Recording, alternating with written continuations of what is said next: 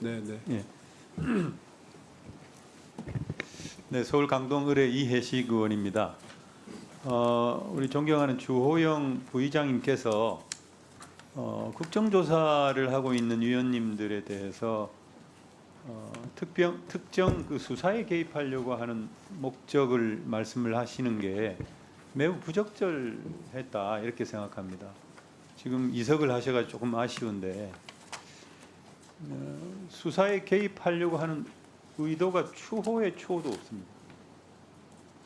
그리고 지금 이 자리에 앉아 있는 우리 위원님들이 다 마찬가지일 거라고 생각합니다. 저는 우리 상임위원님들을 폄훼한 것에 대해서 우리 주호영 부의장님이 사과를 하셔야 되지 않을까 생각하는데 지금 모니터를 지켜보신다면 적절한 시간에 와서 사과를 좀 해주시면 좋겠다 이런 말씀을 꼭 드리고 싶고, 그리고 이 김용환 지사에 대한 불기소 처분서 검찰은 아마 자료로 제출할 의향이 전혀 없는 것 같습니다. 그런데 주호영 부의장님께서 말씀을 하셨는데 수사가 진행 중이다 이렇게 얘기를 했는데 진행 중인 것이 아니죠. 불기소 처분을 했다라고 하는 것은 한 차례 수사를 종결한 거죠. 수사 종결 처분서입니다. 이 비공개 사항이 아니에요. 얼마든지 자료를 제출할 수 있고 또 국회 정원 감정법에 따라서 자료를 제출해야 합니다. 그럼에도 불구하고 검찰이 자료를 제출하지 않는 것, 이것은 너무나 문제가 있다 이렇게 생각합니다. 그리고 우리 간사님 말씀을 들으니까 검찰에서 명단을 냈다고 하는데 이건 명백하게 증언을 방해하려고 하는 행위였다. 저는 책임을 물어야 된다고 생각합니다. 그 위원장님께서 적절하게 책임을 물어주실 것을 요청을 드리고, 그리고 이 불기소 처분서는 제가 구했습니다. 그래서 이 불기소 처분서에 입각해서 제가 질의를 하겠습니다. 그리고 검찰이 주지 않는다고 하면 제가 우리 이 보안 질의를 위해서 질의한 다음에 우리 의원님들께 공유해 드리겠다는 말씀을 드립니다. 이게 정말 참 검찰도 그렇고 법원도 보면은 이 하급심 판결문을 공개하지 않는 문제 때문에 이걸 법령에까지 넣으려고 지금 하고 있지 않습니까? 이게 정말 저는 이해가 안 됩니다. 어떻게 수사를 종결했으면 그 이유에 대해서 만천하에 알려야죠. 그럼 문제가 있으면 달게 비판을 받아야 하고, 또 당사자는 또 그렇기 때문에 항고도 하고 그런 거 아니겠어요? 저는 검찰의 전향적인 자세를 촉구를 하고, 우리 검찰총장 대행께서는 앉은 자리에서, 그리고 김향연 검사장님께서는 답변석에 나와서 질의를 하겠습니다만,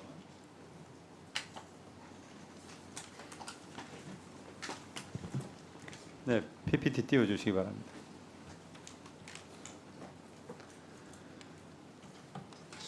검찰은 기가 막히네. 기가 막혀. 질의 시작하겠습니다. 중대재해처벌법 제9조 2항 1호에 비추어서 김영환 지사의 증거가 불충분하다 이렇게 처분을 했습니다. 우리 검사장님 맞죠? 예, 맞습니다. 네. 9조 2항 1호를 보면은 재해 예방에 필요한 인력, 예산, 점검 등 안전보건 관리 체계 구축 및 그 이행에 관한 조치를 했다 이렇게 해석할 수가 있는 건데, 인력은 뭐 사실은 뭐 법정 인력이죠. 재난 재해를 예방하기 위한 인력이 없는 지방자치단체가 없겠죠. 두 번째 예산입니다.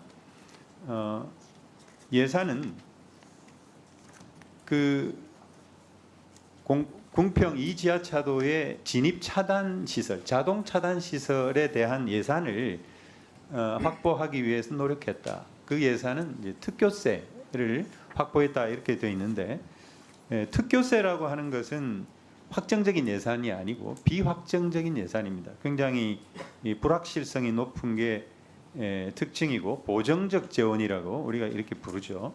그래서 불확실성이 높은 특별교부세 신청만으로 예산 확보 노력을 했다라고 검찰이 판단한 것은 문제가 있다 이렇게 생각합니다.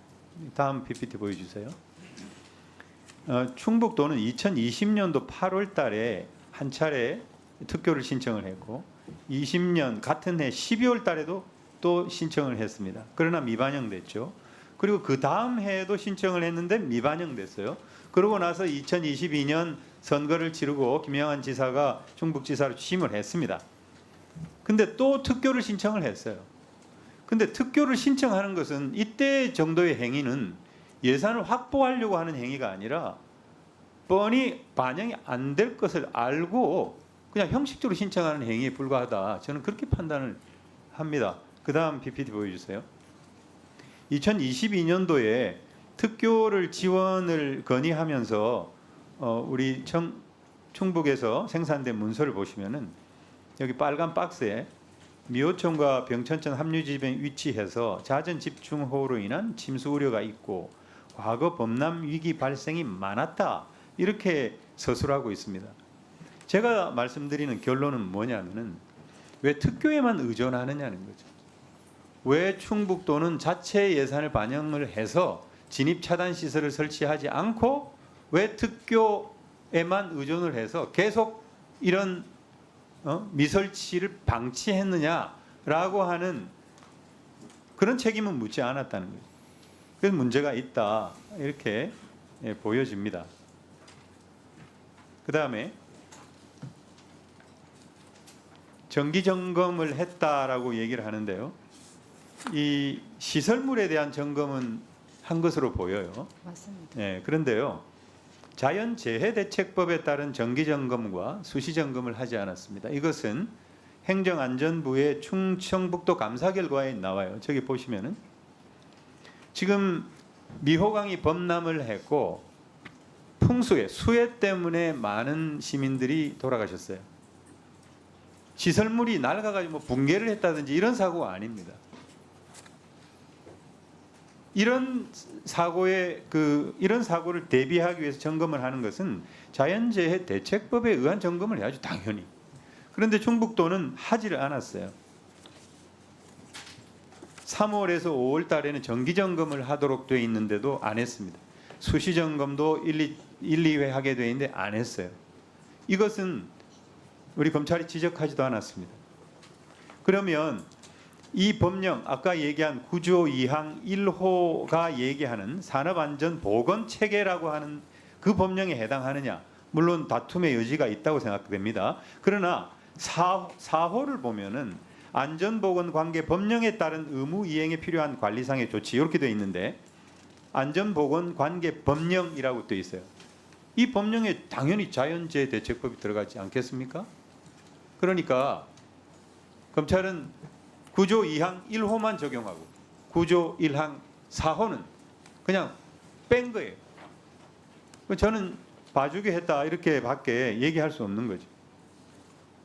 그 다음 PPT 풍수해 행동 등 매뉴얼을 잘 구비를 했다 뭐 이렇게 얘기하고 있는데 사실은 풍수해 행동 매뉴얼에서도 누락을 했습니다. 이것도 역시 행정안전부 충청북도 감사 결과에 나옵니다. 다음 PPT 한번 보여주세요.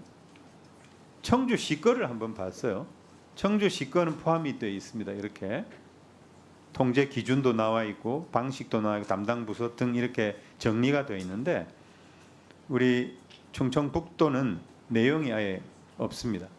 따라서 이와 관련된 수사도 저는 부실 수사다 생각이 되고 그 다음 PPT 네 번째 변경된 기준에 따르지 않은 지하차도 등급 이렇게 되어 있는데 여기 피사실 불기소 이유 여기 보시면은 행정안전부의 침수 위험 지하차도 통제 및 등급화 기준에 따라서 요 밑에 박스 이러한 침수 뭐 50cm 도달 시 이런 설정을 한 거 이 다 설정을 했다 이렇게 돼 있는데 사실 이것을 국민권익위원회가 이 기준을 바꾸도록 통보를 했는데 충북도는 그걸 반영을 하지를 않았어요. 그래서 이런 기준에 따라서 이렇게 업데이트를 부실하게 한 거 이것도 저는 책임을 물을 수 있다 이렇게 생각이 됩니다. 근데 결론적으로 말해서 이 중대재해처벌법의 중대 시민재해와 관련된 제9조의 적용이 저는 검찰이 일부러 봐줬거나 아니면은 아까 우리 검찰총장 대행님 말씀처럼 법을 적용하는 과정에서 처음이다 보니까 뭐 실수를 할 수도 있겠죠.